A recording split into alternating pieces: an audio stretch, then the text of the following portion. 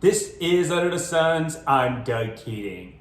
I'm identifying the best 3 albums by my top 50 favorite rock bands of all time.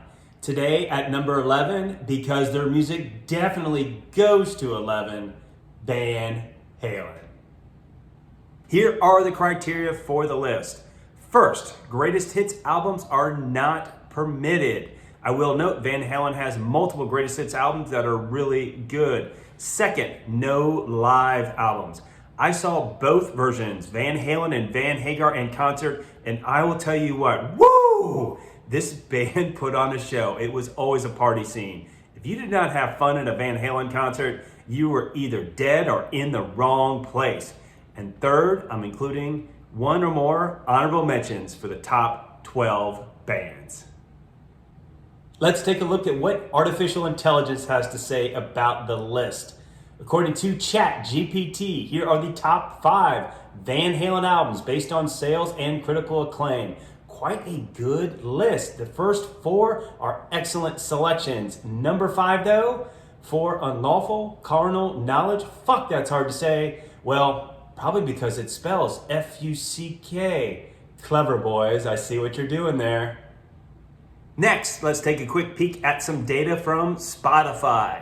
According to this streaming platform, here are the 5 most popular Van Halen albums. 1984 debut, 5150, Van Halen II, and the greatest hits. Once again, excellent list. It does include a greatest hits, which just proves the point that Van Halen's greatest hits album are really good. The third best album by Van Halen is called 5150.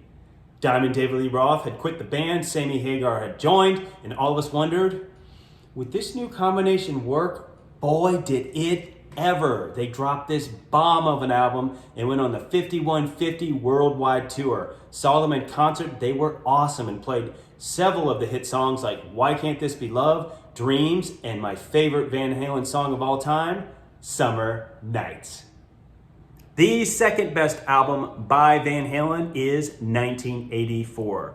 Their last record with David Lee Roth singing the vocals. This album is full of hit songs. Jump, which was much maligned at the time by hardcore fans, now considered a classic. Panama and Hot for Teacher. Diamond Dave was great at making videos. They released accompanying videos for all those songs that did really well on MTV. Of course, this is back when the channel actually played music videos.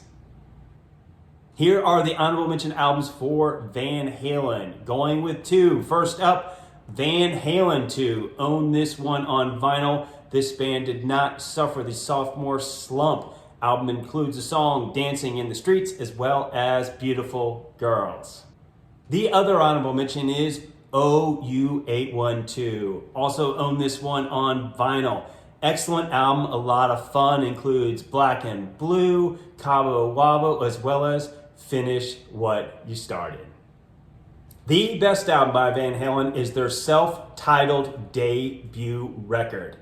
It was a game changer in that we all learned listening to this album how unbelievably awesome a guitar player Eddie Van Halen was from the day he started playing till the day he left this world. May he rest in peace.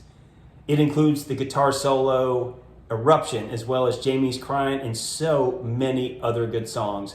I own this on vinyl. You should too. If you don't, go buy it now. If you have a record collection and Van Halen is not in it, you are not a rock music fan. If you want to know what music the kids were listening to in their basements in the late 70s, it was this album, Van Halen.